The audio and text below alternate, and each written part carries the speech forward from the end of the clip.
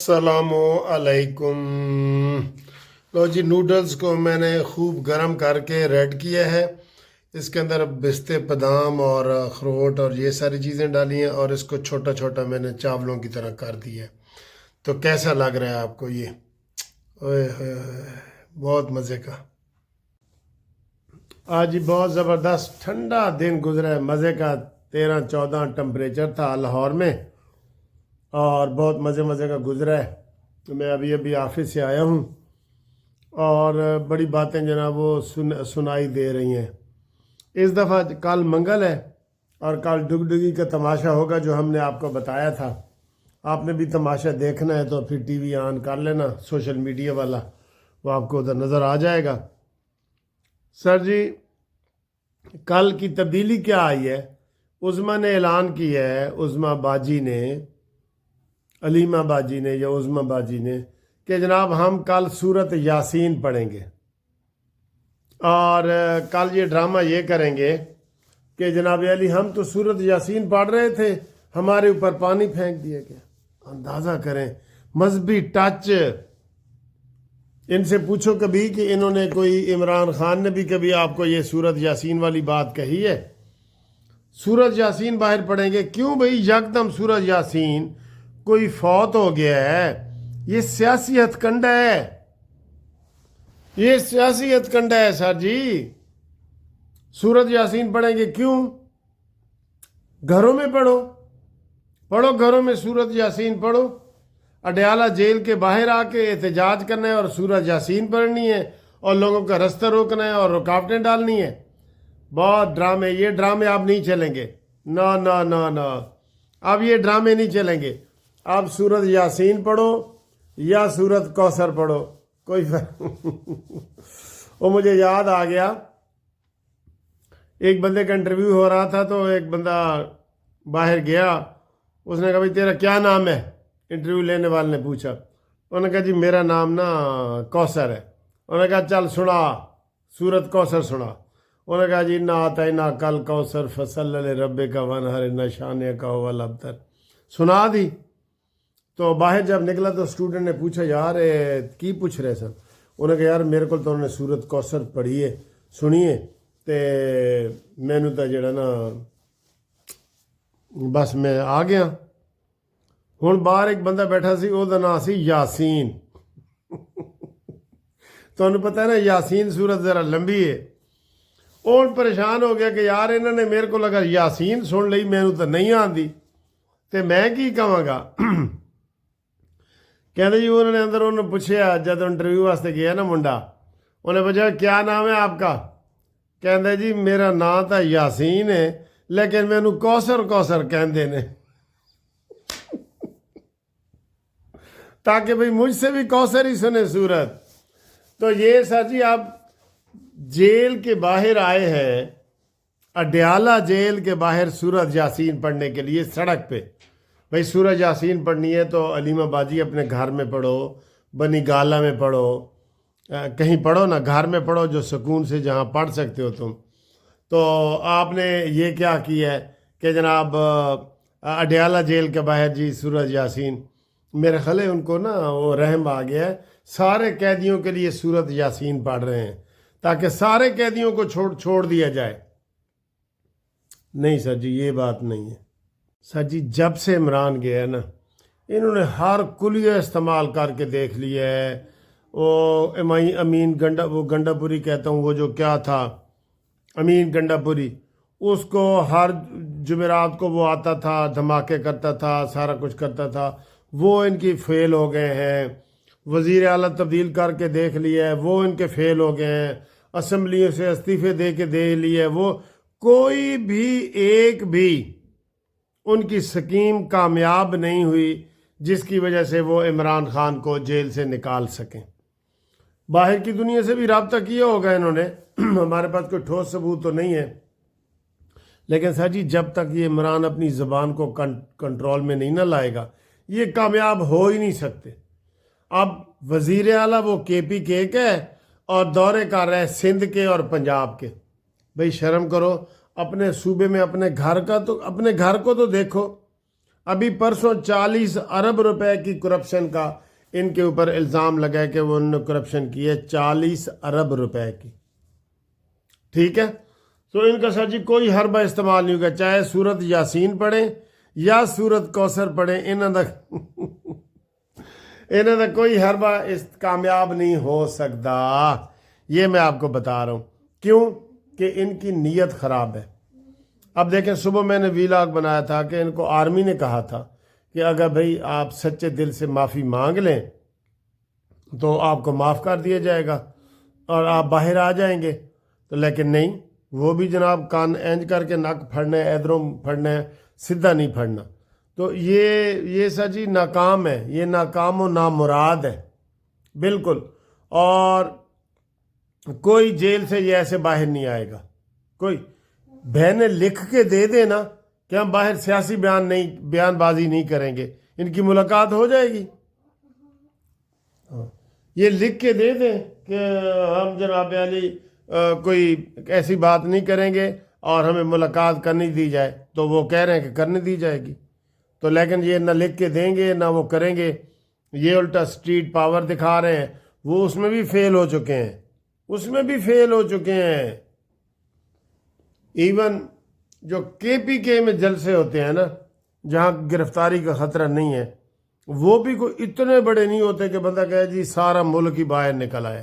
ہوتا ہے نا کہ سارا صوبہ جی باہر نکل آیا، وہ بھی اتنا بڑا نہیں ہوتا. تو یہ ساری صورتحال ہے.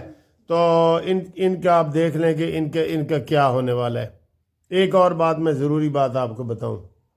رانا ثناءاللہ نے کہا جی کہ 5 پیارے اکٹھے ہو جاننا تو ان کو ہم جو ہے وہ مذاکرات کریں. عمران خان کے لیے نواز شریف آئے، شہباز آئے، عاصم منیر آئے، ایڈا لاڈل ہے وہ. ٹھیک ہے. اس کی رانا ثناءاللہ کی کھچائی ہوئی ہے. میں آپ کو یہ بتا دوں اندر کھاتے کہ آپ کیا سمجھتے ہیں کہ نواز شریف عمران کی رہائی کے لیے مذاکرات کرے گا؟ آپ نے اتنا نواز شریف کو انڈر اسٹیمیٹ کیا ہے؟ یا عاصم منیر اس کے لیے مذاکرات کرے گا، اس کو انڈر اسٹیمیٹ کیا ہے؟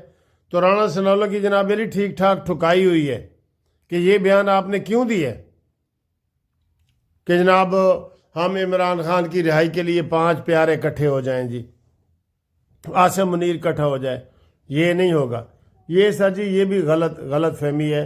اب تھوڑا سا رانا ثناءاللہ نے بیان بدلا ہے کہ جناب یہ خود نہیں صلح کرنا چاہتے. اور کل جو انہوں نے تقریر کی ہے فیصل آباد میں، انہوں نے کہا جی کہ یہ ایسے یہ ماننے والے نہیں ہیں کہ ان کو آرام سے یہ مان جائیں. اور مذاکرات کس سے وہ کریں؟ مذاکرات بندہ قابل اعتبار بندے سے. سر جی غلام فریدہ دل اوتھے دئیے جتھے اگلا قدر بھی جانے. اگلے کو تو امید ہی نہیں ہے کہ جناب آپ کی وہ اتنی سی بات کا بھی لحاظ کرے گا. تو پھر کس لیے مذاکرات؟ کس کے لیے مذاکرات؟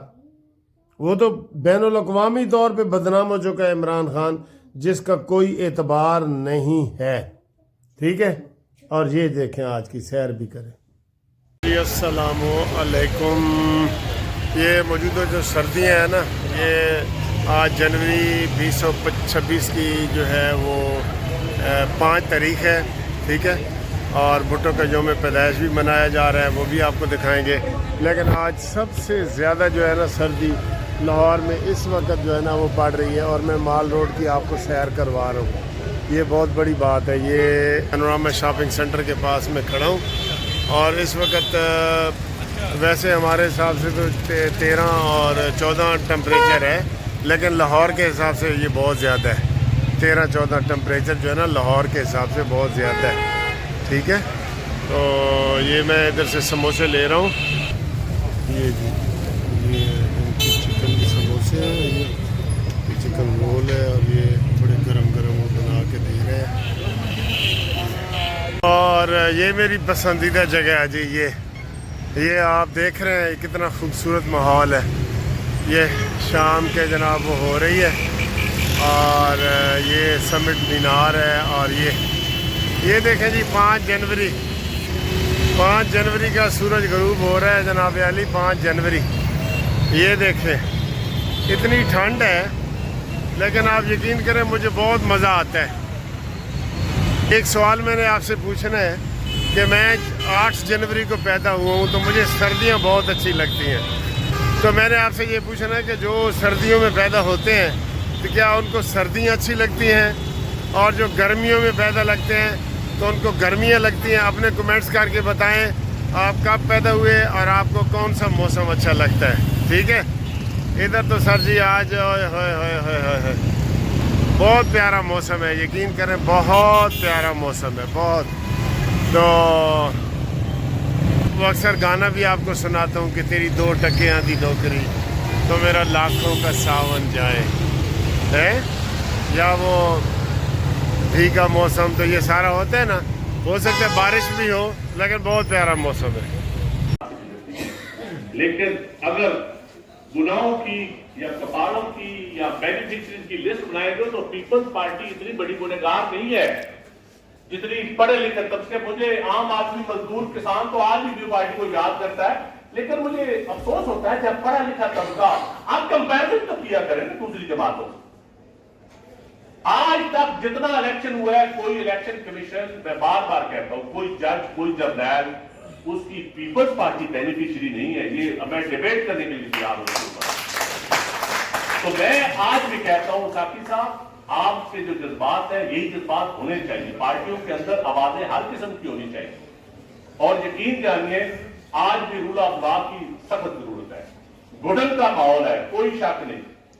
جو دوست آج بھی قربانیاں دے رہے ہیں میں سلام پیش کرتا ہوں ان کو. اور یہی شہید ذوالفقار علی بھٹو کا فلسفہ تھا. میں تو اس چیز کا قائل ہوں کہ سیاست میں بیٹھ کے ریکنسیلیشن کی طرف جانا چاہیے، عوام کی بات کرنی چاہیے. یہ گالی گلوچ ہمارا کام نہیں. جب پرائیویٹ محفلوں میں بیٹھتے ہیں دوسروں کا تو ساری پارٹیوں کے بغیر ہم بیٹھے ہوتے ہیں. جب ٹی وی پہ آتے ہیں گالی گلوچ میڈیا، سوشل میڈیا بیٹھ کے شروع کر دیتے ہیں. جب پرائیویٹ ملتے ہیں بالکل شیر و شکر ہوتے ہیں. اس کا مطلب ہے جب عوام کی بات ہوتی ہے تو آپ کہتے ہیں لڑائی ہے.